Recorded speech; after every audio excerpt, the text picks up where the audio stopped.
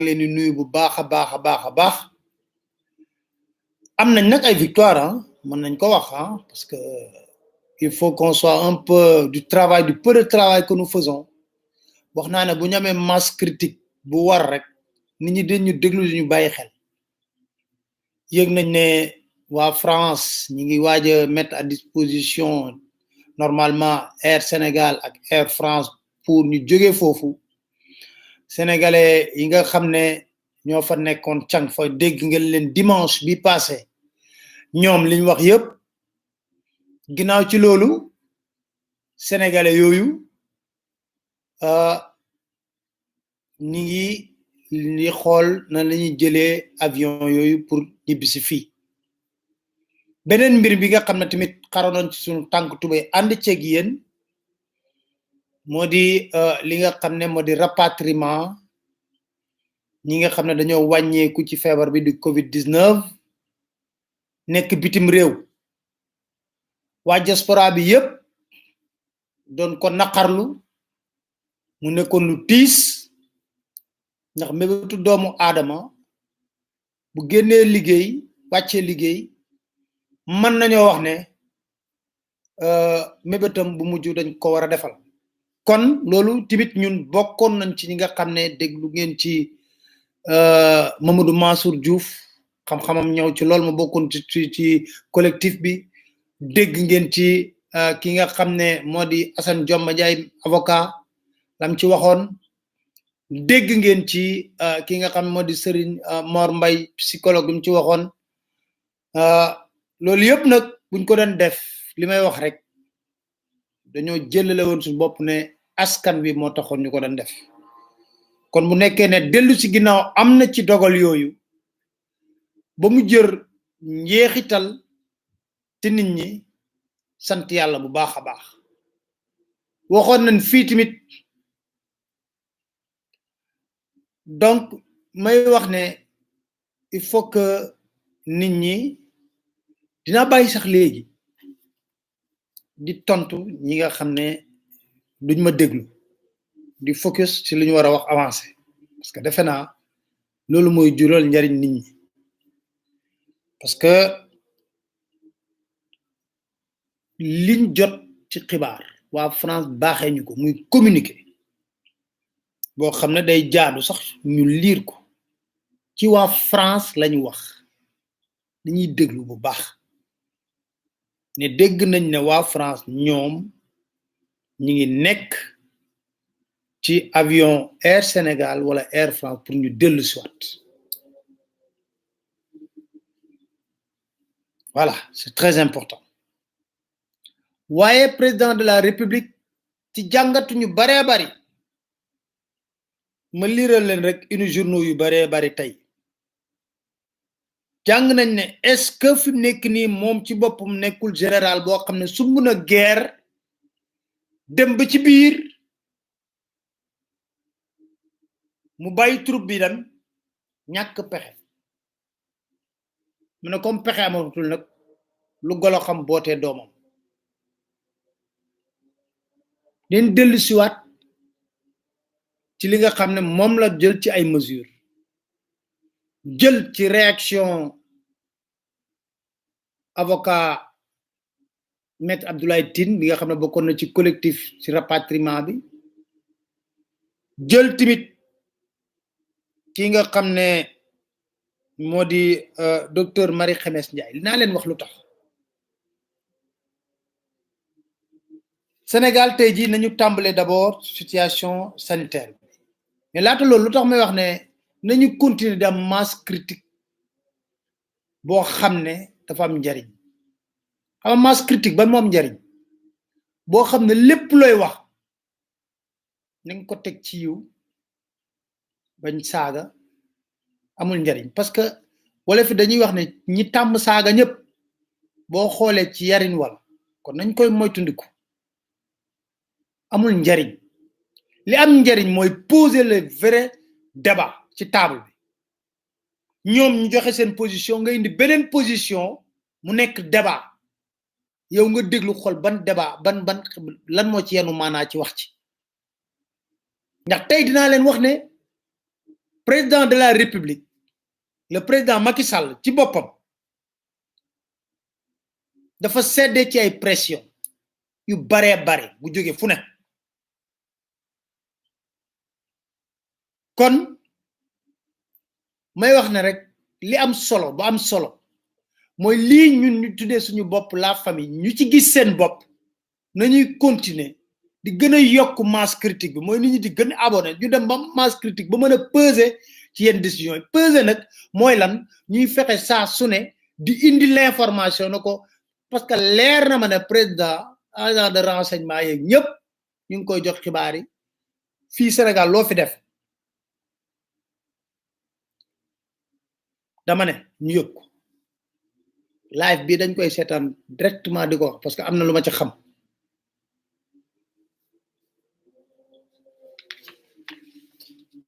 ñu def rek point sur la situation sanitaire feebar bi fan la toll ci réewum Sénégal c'est important ñu ne def nañ tey 1099 tests lañu réalisé am ci 109 yu positif am 107 cas contact am 2 cas transmission communautaire wàllante bi am 27 patients yu hospitalisé yoo xam ne contrôle na leen ñu négatif ñu guéri ñoom noonu la ñu wooyee guéri am 9 cas grave 9 cas grave yooyu bu ñu koy wax nag mooy ñi nga xam ne ñi ngi nekk ci ay réanimation ak lu ñu mel kon ba ñu tàmbale ba léegi feebar bi ñi ngi ci 1995 cas am 742 guéris am 19 décédés am benn évacué jamono yi ñuy wax ñi ngi ci 1233 sous traitement kon ñu jàpp ne courbe bi dafa yéeg bu baax a baax a baax a baax a baax a baax courbe bi nag ba mu yéegee dafa am loo xam ne daf ñoo jaaxal mooy yenn ci mesure yu président de la république jël ñu ne est-ce que demul ba ci biir amatul pexe mu ne tële na feebar bi xaw ma nan lañ koy régler ma déconfiné lépp daanaka parce que nee naa démb rek directeur Sénégal ne ko couvre-feu bi ngeen décrété li muy niroog sama gis-gis bu leen wàllante guddi bëccëg ñëpp wàllante te Macky Sall président la dellu ci waat ci ay décision yu bare mais laata loolu parce que démb la def discours am dañoo dégg directrice de la santé Marie Khemesse Ngom Ndiaye Marie Khemesse Ngom Ndiaye dañ ko dégg démb mu waxee ku mer di waxee ne le daanaka boo déggee kàddoom ñu déglu docteur Marie Khemesse Ngom Ndiaye ni mu waxee démb ci suba bu baax bàyyi leen ci xel ngeen déglu li mu wax kon ñu déglu docteur Marie Khemesse Ngom Ndiaye mi nga xam ne mooy directrice de la santé depuis janvier moom mi ngi xeex ci wàllu coronavirus bi defoon plan bi janvier laa la wax kon ñu déglu docteur Marie Khemesse Ngom Ndiaye ni mu waxee parce que loolu yëpp damay bëgg après ngeen déglu bu baax a baax lecture bi ñu war a mën a am ci discours président de la République ñu déglu docteur Marie Khemesse Ngom Ndiaye. Dakar Matin. di ñaax askan wi loolu nag dinaa ci taxaw tey wax ci seetlu. gis nga ñu ne mbas mi mu ngi wal ci biir Sénégal te ba ñu ci defee jàngat li ñu ci gis mooy ne ñun commencé nañu di miinanteeg jàngoro ji te loolu warut a am. fu mu nekk nii nit ñi dootuñu séparé wu duñu toll ci diggante nit ak nit gis nañ ne léegi motatul meetar. am na ñoo xam ne sax dañ ne boo solatee masque bi bu la neexee ngeen jegante loolu amul geste barrière yi mooy lépp luy fexe ba mbas mi du duggati wala bu duggee itam wàllante bi du bëri ndax dugg na ba pare lépp la ñuy boole mooy ne masque yi la moo ne dañuy xaalante suñu diggante lu toll ak benn mètre bu ñu ko munee sax romb dina baax ngeen di fàttaliku rek bu ñu nee mbas mi dañoo war a mbasante loolu bu ko defee kenn du ko fàtte waxoon nañ ne bu kenn nuyooti ak say loxo bëgg nañ ko trop waaye mun nañoo nuyoo neneen saafantoo neneen ba nga parce que xam nañ ne day jaar tamit ci loxoy ci la gën a bëri wax nañu tamit ne boo dee sëkkat wala ngay tisooli gis nañu léegi ko def ñu daw la aajuwul ñuy daw nit ñi aajuwul ñu leen di beddeeku li ñu bëgg a wax foofu rek mooy ne koo xam ne yaa ngi koy def te yor mouchoir papier bi def ko nii ngala si sa bakkan nga def ko si sa gémmiñ boo paree mbalit mi nga gis nga def ko ci wala si la yoroo mouchoir ndax mun ngaa génn te doo yor mouchoir nga daal di def nii si sa conc bi su ko defee du mën a wàll nit ñi beneen bi nga xamante ne bëgg naa ko jàllale ndaxte gis ngeen ñun ñuy liggéey ci wàllu kër docteur dañ ñoo jox lii di badge parce que waxtu bi ñu toog ñun nelawatuñu noppalakootuñu muy ñi ci kaw ba ñi nekk fu nekk di ci wàllu kër docteur dañuy jox lii ci liggéeyukaay yi bu ñu waree dugg ci kër yi ànd ak acteurs communautaires yi parce que nag am na ñu ci bëgg a profité moo tax tey ñu baal ma dinaa leen ko wax ne ñu bàyyi ne dañuy dugg ci biir kër yi ku ñu ne toogal sa kër bu ñu waree wax ay nit ñu dugg ci biir kër gi dafa am lu ñuy àndal yoon dafa am lu mu ko àndalee mooy badge bii man fu ngeen fekk maa ngi koy sol donc nañ def attention parce que ci loolu moo tax ma indi teg sama kayit yi dañoo ne Interpol mooy ñi nga xamante ne mooy police àddina bi ni mu ko waxee àddina bi yëpp noonu la ñu ko waxee nit ñi ñu ngi tàmbali mooy ñi nga xamante ne dox jàmm taxul ñuy dox ñu ngi tàmbalee jël naan am na ay test yoo xamante ne bu ñu leen ko defalee dama ne Sénégal ay kàngam ñoo wër faj bi kàngam yooyu wut nañ yeneen kàngam yu leen ci dimbali képp ku bëgg dimbali ñu si na nga ñëw xam nañu fi ñu dimbale woo nañu pour ci tëjuwuñu Interpol nag gis na ni mu ko gisee fii noonu la ko gisee feneen ba tax mu ciy wax nee nañ am na benn produit nit ñaa ngi dugg naan dañ koy mën a testé lii yónnee nañ ko directeur yi ñu ngi ko yónnee médecin chef région gouverneur dinañ ko jot police moo ñu ko yónnee police du Sénégal parce que boobu ci Interpol la produit bi mu ngi tudd Unigold TM HIV dañu bëgg a jaar ci affaire sida di nax nit ñi loolu nag ñun duñu ko seetaan te am na ñoo xamante ne dinañu ko fajal wax nañu fii ba wax ki nga xamante ne ci ni mu koy jaayee mu ngi tudd Trinity Biotech def na ci ay date de péremption ak yëpp wax ne garab gi baax na garab gi baaxul Sénégal nag dafa am kuréel boo xamante ne dañuy wax ne dañuy xeex garab yu baaxul ñooñu dañ ci jublu loolu mooy waral ne du rek nekk waa santé dina nekk ñeneen ñoo xam ne force de défense et de sécurité gouverneurs yi yeneen ministère sectoriel yëpp secrétaire général du gouvernement ñëpp dëgg nañ ci parce que nag bu ñuy liggéey nañu am xel ne am na ñoo xam ne ñu ngi yàq boobu lii laa bëggoon wax dégg ngeen fu nekk ñuy wax Artemisia ne jëlee nañ ko ci beneen dëkk indi ko naam ñu ngi gërëm di doolee gërëm di sant suñu président de la république son excellence parce que xëy na naataangoom jox na ko waaye ba mu ñëwee daf ko teg ci loxo ministère de la santé action sociale bi nga xamante ne moo yor li nga xamante ne mooy faj waxuñu ne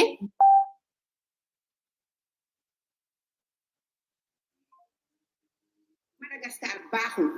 parce que scientifique boo gis du ne baax na du ne baaxul tant que saytu ko mooy li ñuy wax essai thérapeutique mu ngi ci ay loxo yu leer am na ñoo xamante ne ñu ngi ci commencé di wax mais dañuy ñaan ñëpp bu fekkee ay kàngam lañ ci affaire santé ci affaire wërgu-yaram ñu ñëw ñu leen koy ñaan ñu ñëw ànd ak fajkat yi fajkat day ànd ak ay fajkat loolu bëggoon nañ ko kenn def recherche ak koo munti toll nag laa ak kàngam boo munti doon ba boo ñëwee du ñu saytu li ngay def parce que dëkk bi nag dëkku droit la dëkku yoon la du ñu bàyyi lu neex nit def lu neex nit jox keneen. Dakar Matin. dégg ngeen ni mu waxee xam nga kii dënn la doon waxee mer na lool ki nga xam ne mooy soxna docteur Marie Khemesse Ngom Ndiaye ñu mën ko résumer ci ay poñ yu gàtt ci waxam nee na malgré les mesures barrières li ñuy wax lépp les Sénégalais restent insouciants dañuy mel ni bu jàpp nañ ne buñ takkee masque rek c'est fini le problème est résolu nee na du loolu mer na parce que démb ñi ngi ci 177 cas te boobu yamuñu woon 1000 tests ñu ngi ci woon 900 et poussière am 177 cas xam nga nag ñoom médecins yi bu ñuy wax seen statistique di wax ne la courbe ak yooyu non sénégalais yi lu ñuy constater mooy les cas augmentent ñi ngi prévoiroon 500 lits léegi ñi ngi ci ñaata cas 1233 sous traitement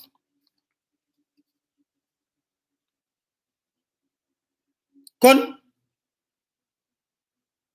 li may wax rek ne gaay mon premier point bu mu njëkk wax mooy l'insouciance des Sénégalais par rapport ak pandémie bi deuxième point bi wax na tamit ñaawteef yi nga xam ne nit ñi ni nga koy dugal ci biir feebar bi mu mën a lor askan bi di ñoo xam ne kenn xamu leen ci faj ñu indi seen benn médicament di dugg ci kër yi di def da nga mën a lor askan bi wax na ko ñaareelu poñ bi nee na médecin yi nga xam ne fu ne ñu dégg leen fa dama ko yàgg a wax faj médecin buy faj damm-damm nañu noppi ci li nga xam ne moo di virus bi parce que ku nekk ak li nga spécialisé wu ku nekk ak li nga man parce que lii nga xam ne moo di feebar bii médecin yi nga xam ne yoo yor wàllu épidémiologie virus ak yooyu ñoo ci war a wax mais médecin buy faj damm-damm li lay war a sóoli ñaan na ngeen génn ci dégg ngeen ni mu waxee dënn bi ku ko xool démb dafa meroon lool ba muy wax te nee na médecin yooyu di wër di wax bu nekkee ne am nañ contribution bu ñu war a mën a indi pour jàngoro ji arrêté law parce que moom nee na jàngoro jaa ngi wéy di law ci réew mi moom directrice de la santé mi ngi wéy di law ci réew mi nee na artémisia bi ñuy wax nag naam médical ñu baaxee Sénégal waaye du dañ ko baaxee Sénégal rek dañ ko war a mën a utiliser il faut ñu yóbbu ko ci comité scientifique yi nga xam ne ba scientifique gu sénégalais yu xool nag amul lu muy lore parce que expliqué na lu bari na mi ngi am fii Sénégal daa nañ ko utiliser contre le paludisme waaye mu am ay conséquences néfastes moo taxu ñu génne ko woon ci fajum paludisme par décret ni mu waxee ku mer la même bés boobu ci même guddi gi président Macky Sall ñëw ñun ñu jàppoon ne jusqu'à présent l'heure est grave comme ni ñu ko wax te dinaa leen wax lu tax ñun ñu jàpp ne y a un petit problème boo xam ne il faut que ñu leeralal ñu ko ñu dellu siwaat ci mesures yi nga xam ne moom la président Macky Sall wax démb ci discours am c'est important. Dakar Matin. Tenant compte de la forte demande de rapatriement de corps de nos compatriotes décédés du Covid-19 à l'étranger, et sur la base d'avis motivés que nous avons recueillis en ce qui concerne les conditions sanitaires, il sera désormais possible de procéder à ces rapatriements. J'ai consulté à cet effet une équipe pluridisciplinaire d'éminents experts nationaux. Il ressort de leur analyse et évaluation minutieuse que dans le meilleur des cas, c'est-à-dire si nous continuons d'appliquer les mesures édictées, le Covid-19 continuera encore de circuler dans le pays jusqu'au mois d'août, voire septembre. Ces projections montrent que l'heure ne doit pas être au relâchement, mais à l'adaptation, plus que jamais. L'État continuera donc de veiller à l'application des mesures de contingentement de la maladie. J'ai décidé de l'assouplissement des conditions de l'état d'urgence comme suit. À compter du mardi 12 mai 2020, les horaires du couvre-feu seront de 21h à 5h au lieu de 20h à 6h. Les horaires de bureau sont réaménagés de 9h à 16h. Astreints à des jours particuliers d'ouverture seront ouverts 6 jours et resteront fermés 1 jour dédié au nettoiement. Ce jour sera déterminé par l'autorité compétente en fonction des contingences locales. Les marchés hebdomadaires, communément appelés Luma, seront rouverts, mais dans les limites de chaque département.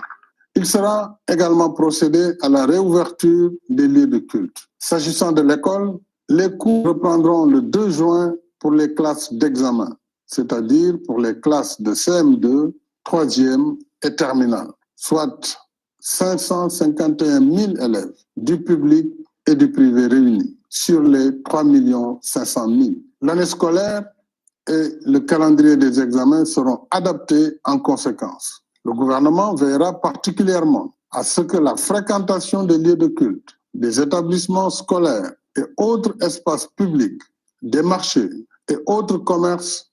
y compris les restaurants, obéissent strictement aux mesures de distanciation physique et aux gestes, notamment le port obligatoire du masque et le lavage des mains. Dakar Matin. dafa am benn contradiction bu ma ci dégg. L'heure n'est pas au relâchement, mais lui il a décidé d'assouplir les mesures. L'heure n'est pas au relâchement. bàyyeeku bi mënta nekk waaye man jël naa dogal assouplir les mesures.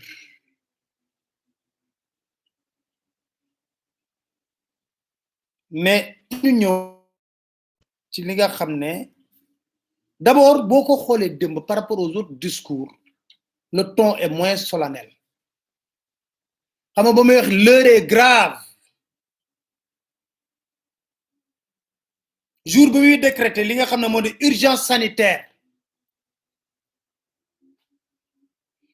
di laaj loi d'habilitation pour ñu mën a xeex li nga xam ne moo di coronavirus Sénégal 27 cas positifs la ñu amoon 25 sous traitement un seul mort ba mu koy wax maanaam ba mu ñuy tegal mesure yu dëgër yi yëpp Sénégal mi ngi tolloon ci 27 cas positifs 25 sous traitement un seul mort bés bi Sénégal amee record 177 cas positifs ci benn fan 1233 sous traitement 19 décès 9 cas graves mu ne damay assouplir lépp mesure yëpp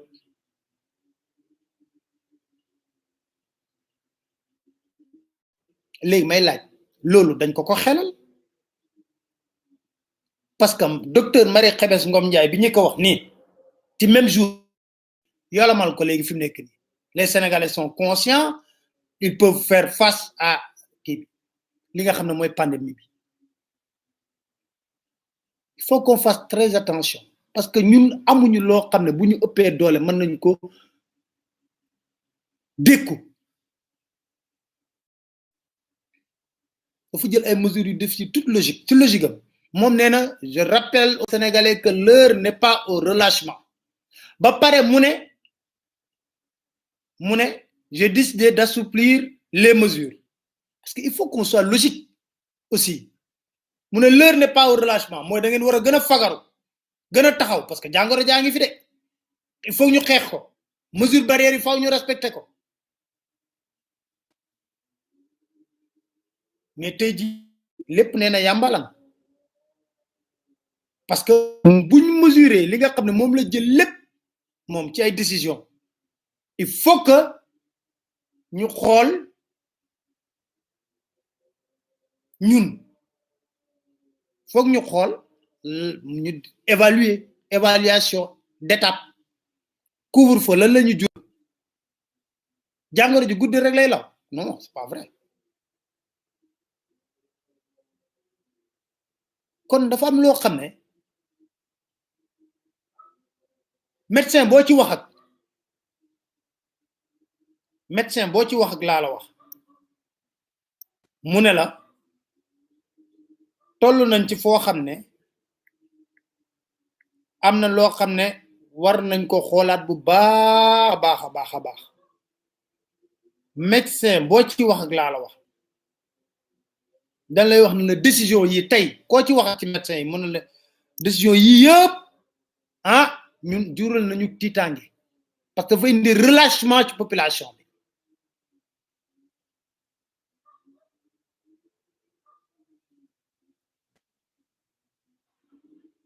te dañ lay wax ne la atteindre gunu pic bi parce que koo ci dégg ñuy wax ne peut-être au mois de moom sax wax na ko nee na il faut ñu intégrer dund ak virus bi ba mois de septembre nee na foog ñu intégrer dund ak virus bi ba mois de septembre moo ko wax ci discours am beneen mbir bi mu mel ni daal président Macky Sall dafa tàyyi dam sonn ci coow li mu ne bon écoute nañ ubbi marché yeeg ubbi mosquée yeeg ubbi lépp li ma ci gën a dafay ree nag moom c'est un général bu capituler devant ses responsabilités parce que métti na ah ci ñëpp gis nañ France Édouard Philippe Macron li ñu daj métti na ñoom ñi ngi woon ci déconfinement mais ñi ngi xoolaat di xool fii rouge fii verte fii lépp ñuy xool mel ne ji benn général bu capituler sonn naa tàyyi naa mënatuma dara ci lii bon maintenant sénégalais yi ku nekk na nga jël sa responsabilité xool xeex ak feebar bi daanaka loolu moom moo am pression sociale am pression religieuse am mu capituler c'est pathétique parce que xamul tax c'est pathétique la population sénégalaise n'est pas protégée nee na dañuy ubbi école yi muy frange bu gën a sensible mais ñëpp xam nañ suñu xeetu école yi nu mu mel wax ma buñ ko ubbi de mais est-ce que dinañ jël matuwaay yi nga xam ne yépp war nañ ko jël pour jàngoro ji bañ a law ci frange boobu xale bu ko jëlee ci école bi mën nga ko yóbbu sa kër su sàgganee école ndakaaru yi ñooy am problème mu toilette problème mu ndox école ndakaaru yi laa wax école ndakaaru yi laa wax soreegu ma nag ñoo am problème mu toilette problème mu ndox may dégg ñu ne dañuy désinfecter ok c'est bien nañ désinfecter c'est bien mais dans la durée dañuy reprendre parce que ñu ngi wax examen yi ñu ngi koy yóbbu août mais c'est dans la durée waaye xanaa foog naa ne suba mercredi comme dañoo nekk ci assouplir suba defe naa du am conseil des ministres palais lay amee ci salle des banquets ñoom mënuñoo toog seen biir kër yi laqatu toog de vidéoconférence exposé xale j'espère que conseil des ministres mi ngi ko fas yéene defee fi nga xam ne moo salle des banquets dajalewaat ministre yëpp ndax moom boobu ba mu amee ba léegi ministre yëpp ku ne la ko teg na ci bët da nga leen di compter téléphone rek la ñuy wax kon li ci am solo ba am solo moo di est-ce que dañuy bàyyi rek noonu virus bi apprendre à vivre avec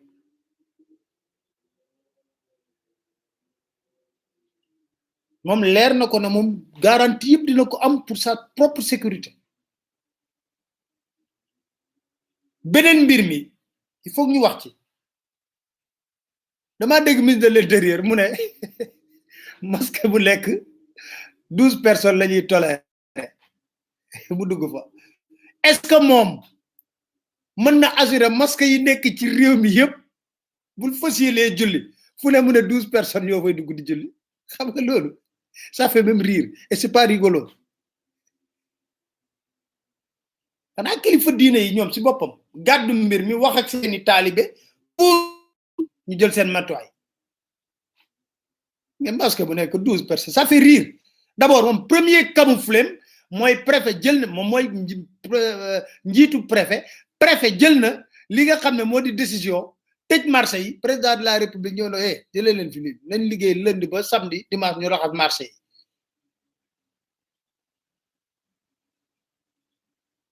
mais nag ñu liggéey ba samedi dimanche ñu raxas marché yi moom premier camouflet bi foofu la nekk ndax préfet ku ko laaj ci gars yi day wax ne man dañ maa sant rek fan la ko mën a régler loolu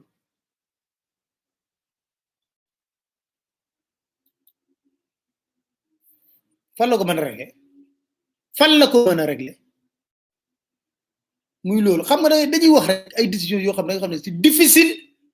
ñu mën ko respecter loolu nit ñi beneen mbir bi ci dàqati lak waa cour suprême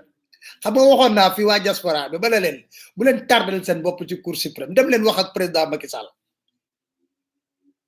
ala waa cour suprême ñaari fan nga génn décision matu ko sax daanaka wala bu ko matee ci lay yem jeudi lañ rendre décision bi vendredi mooy jour ouvrable samedi dimanche du jour ouvrable lundi dama ne la xanaa ñoom sax dama doon waxtaan ak sama benn xaritu magistrat mu ne ma Cour suprême defe naa 18 ans ngi nii moom ba mu xamee ràññee mus ta jël benn décision boo xam ne c'est contre l'état kon waa diaspora bañ fa doon dugal seen recours xam naa c'est pour le principe mais xamoon nañ du fa am lu leen neex mais li may wax rek Macky mooy buur bu mi mooy patron lépp mais ñooñu magistrat yooyu xanaa dañoo war a jël seen taux yi lakk yow nga jël sa décision argumenté ko wax ci ratatatat ba sonn wax ci ba sonn ratatatat avocat yi layoo na la li nga wax li tegoo ko fenn li nga wax ni tegoo ko fenn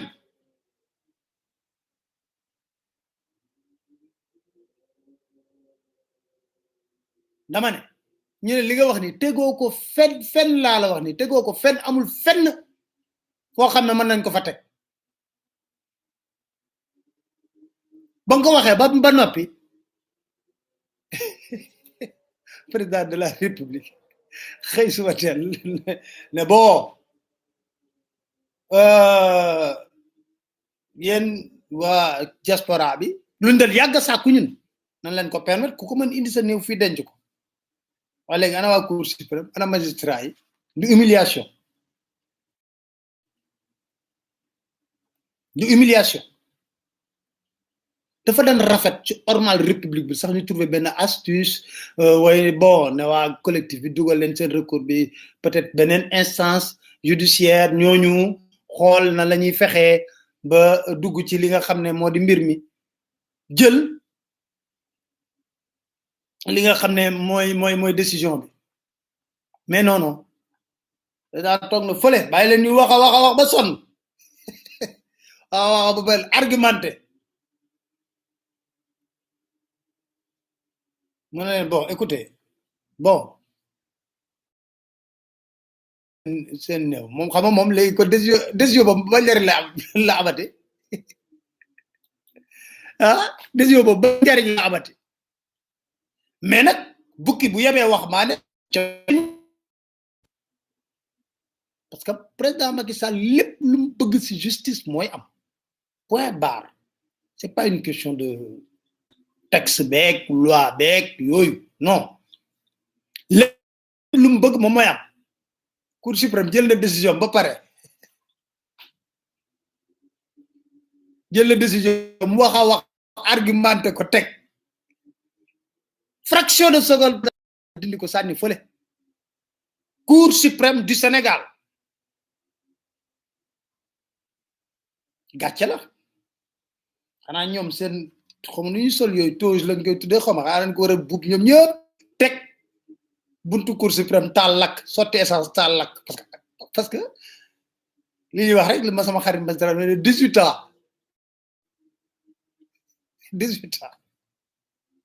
kon ban njëriñ la amoon dem ci cour suprême fa dëgg leex yàlla xam nga wax naa ko fii déglu leen cour live bi passé wax naa leen ko ma ne diaspora bi mënoon ngeen dem saisir directement président Macky Sall rek wax ak moom parce que li mu bëgg moom mooy am cour suprême moom lu muy dogal mais li mu bëgg moom mooy am même pas 48 heures mu enterré décision cour suprême moo préfet oo lépp allez en circulé avis médecin yi dañ wax ñu ne parce que boo déggee ministre des affaires étrangères da dañ wax ne médecin yi ñoom ñoo wax ne indi néew fii mën na indi musiba loolu lañ wax ok d'accord ni ñu wàllante su mel ni docteur Mamadou Mansour Diouf démonté ko yeneen médecin démonté ko ne leen loolu amul ne loolu amul OMS musu ko wax défier leen ci débat scientifique ne fan ngeen ko teg génn leen yéen ñi ko xelal ki bi génn leen ngeen toog ñu def débat scientifique gis ñu benn médecin bu ñëw génn affronter défi boobu amul tey jii médecin yi doon wax seen défi boobu fan la mujj allez us cour suprême us ñu avancé seul le président décide Dame, c'est le général qui capitule devant toutes les pressions, mais devant les institutions, c'est l'unique patron. Assemblée nationale, oust, pouvoir judiciaire, oust. Je suis le seul patron qui décide. Li ma bëgg moom mooy ama muy buur du bummi te mënoon nañ ci bañ a yegg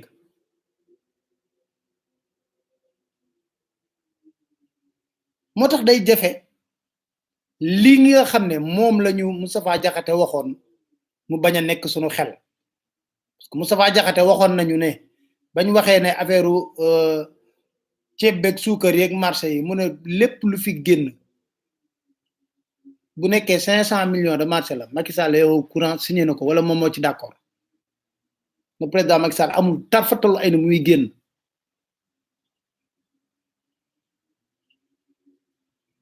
loolu la ñu waxoon moo tax nag su laaj boobu ba léegi tontooguñ ci de famille présidentielle lañ laaj ne 2 milliards yin jox privé boobu nga xam ne affaire aj lay toppatoo aj ak umra pour mu dem jënd matériel médical ñu leen di laaj kan mooy borom parce que madame Thiam gérante rek la kan mooy borom buñ demee ba ci kanam comme ñu ngi leen di laaj buñ am na app boo xam ne nag buñ tontuwul ñu wax leen kan mooy borom est-ce que nekkul ci famille présidentielle bi ci digg bi est-ce que buñ demee ba ci digg bi nag ñu gérante la madame Thiam gérante la rek aaroon mais ci biir loolu comme dañoo toppoon li nga xam ne moo di mbiru yi yëpp amoon kii di nga xam ne moo di Maître Abdoulaye Tine nekkoon avocat wu collectif bi nga xam ne ñoom lañ sampoon moom leeralal nañu ci mbir mi wax ñu ci lu baree bari kon ñu déglu Maître Abdoulaye Tine bokkoon na ci collectif diaspora bi nga xam ne c'était pour le rapatriement nii kon ñu déglu ko. Dakar Matin. Décision boobu luñ ci mën a wax mooy déjà di ko rafetlu que président finalement delloo si lam ñëwaat na pour respecter la légalité parce que mbir mu tiis la woon parce que dañu fekk métti ci famille ñu jox ko ci naqar boobu nag sénégalais wu diaspora bi mérité wuñu ko woon loolu moo taxoon tam ñu jàpp ni il fallait ñu jël xeex bi yóbbu ko ba fu mu war a yegg lu ci njëkk moom mooy lu ñu mënul woon nangu mooy li nga xam ne président jël na dogal bi ne dafa sukkandiku ci avis wu ay scientifique yi nga xam ne mooy bon comité bi ñu ne ko nag ci état de droit boo jëlee benn décision bu fermer ni définitive ni parce que doomu Sénégal nga ne ko boo génnee àdduna amuñu sax droit indiwaat la fii loolu foog nga wane cëslaay bu dëgër ba ñu leen laajee cëslaay boobu ñoom mosuñu ci tontu ñu njortoon ne bu ñu demee ci ba mbir mi yoon cour suprême ci bés ba au moins bu ñu ñëwee dinañ indi justification scientifique mais bañ fa ñëwee ñaari mbir lañ fa wax mbir mu njëkk moom mooy principe de précaution principe de précaution déggoon nañ ko France la juddu en 1992 après scandale sang contaminé bi mais Sénégal fii ci suñu droit positif duggalaguñ ko ci boobu donc mën nañu ko jàpp beneen bi moom mooy lan muy protection ci ordre public sanitaire nag notion académique la parce que wundul dara maanaam dañ koy def benn démarche heuristique pour mën a expliquer suñuy étudiants yi nga xam ne dañ leen di tàggat léegi d'ailleurs lu koy firnaal moom mooy entre ajjuma ak démb lan moo changé ci ordre public sanitaire bi boo xoolee tey la wàllu gën a aay finalement donc loolu lu muy wone rek moom mooy décision bi moom voilà donc amul woon cëslaay tegul woon fenn finalement dañu jàppoon ni nag ñun ay sénégalais lañ ay doomu Sénégal lañ ci diaspora bi donc ñoo bokk dëkk bi et que lu mel noonu mënuñu ko woon bàyyi noonu nangu ko moo tax ñu taxaw temb xeex ko et que finalement donc président ba ñu demee ba ci diggante ba ci biir gis na ne moom loolu finalement day au lieu mu renforcer même li nga xam ne mooy lutte contre la Covid-19 bi da doon affaiblir donc dynamique bu amoon et que il est heureux finalement bu delloo si xelam léegi nag am na ñi nga xam ne jot nañ leen ci rob foofu loolu foog ñu xool ci yan modalité la ñu mën a organiser te am na ay famille yi nga xam ne bëgg nañu ko maanaam sur demande la mën a nekk ñooñu bu ñu bëggee c'est ñu rapatrier donc en tout cas cercueil yi loolu yoon prévoir na ko ba nga xam ne ñooñu dinañ respecter volonté ñi nga xam ne ñoo génn àdduna et que ñoom aussi dinañ mën a tourner la page def seen deuil mën a jàll ci leneen. Dakar Matin. voilà kooku moo nekkoon maître Abdoulaye Tine ah gis ngeen Assane Dioma Ndiaye lañ jëloon ba le passé mu démonté lépp lu Cour suprême waxoon Abdoulaye Tine bi wax nee na lan moo changé ci diggante bi la volonté du roi looloo changé ci diggante bi loolu dong nga fi changé amul leneen la volonté du roi l'unique personne qui décide dans toutes les institutions au Sénégal Assemblée nationale justice l'unique personne qui décide conseil constitutionnel ba leen de loo xam ne ñu ne nous sommes incompétents ça veut dire que ils sont compétents que dans l'incompétence voilà cëslaay loolu nag la ñuy wax ñun yàgg a wax ne nañ fexe ba suñu réew banqaas yooyu dëgër ginnaaw si loolu ci wàllu marché yi ma préfet ba dajala woon na ay nit ñi ne naa quoi lañ bokkoon ak yooyu benn structure moo ne d'accordul woon ci loolu ñun ñu waxoon fii ne mesure bi balaa ñu ko jël waroon nañ réfléchir bu baax a baax a baax a baax parce que xale bi nga xam ne taabalam lay teg ci marché bi taabalam boobu mooy salaire am te la ñuy taalee njëlam këram kon damay wax rek ne leen nañu war a réfléchir bu baax a baax a baax a baax ci li nga xam ne moom la ñuy jël ci mesure waxtaane ko ba juba ci ay kàddu amaan na buñ jëloon mesure rek waxtaane ko bu juba ci ay kàddu duñ toll ci degré de reniement bi tey Khadim Silla moom mooy diriger association des commerçants et industriels du Sénégal ñoom rek lañ ci dégg ñoom ñu ne d'accordun ci mesure bi parce que nag dama ko waxoon rek waa marché Alizé ba ma demee mardi la ñu ubbi ak jeudi lundi mercredi vendredi samedi dimanche 5 jours dañ koy toog kon 5 jours te sur le plan de résilience amul lenn loo xam ne programmé nañ ko pour l'informel or 80% de l'économie sénégalaise mi ngi ci informel bi fonctionnaire bi fi mu nekk nii genn wàll liggéey lay def duñ ko dagg ci salaire moo tax ma ne réfléchir leen ci modalité yi ngeen bëgg a def parce que bu leen bàyyi rek les grandes surfaces ak parle lépp dina dem ba ëllëg ak sibir xam nga lu muy indi habitude d'achat lay indi ci sénégalais yi dootu ñu bëgg a dem sax ci marché wala sunu marché yi am na projet boo xam ne dañ ko waxoon ne dañoo war a réformer suñu marché yi président Macky Sall waxoon na ko ba mu fi amee benn incendie mu ne marché yëpp war nañ ko xool def naa HLM la woon mu ne pour ñu moderniser ko mais l'occasion idéale est là pour ñu xool suñu marché yi nu mu mel bu fa benn commerçant amul ñu xool nan lañ koy réformer ànd ceeg commerçant yi tamit ñu ci wax suñu mbokk commerçant yi tamit buñ ci dëgër bopp ci loolu parce que seen njariñ la parce que lu mel nii mooy tax nga ne ah man ne du ma dem bii marché parce que lim tilimee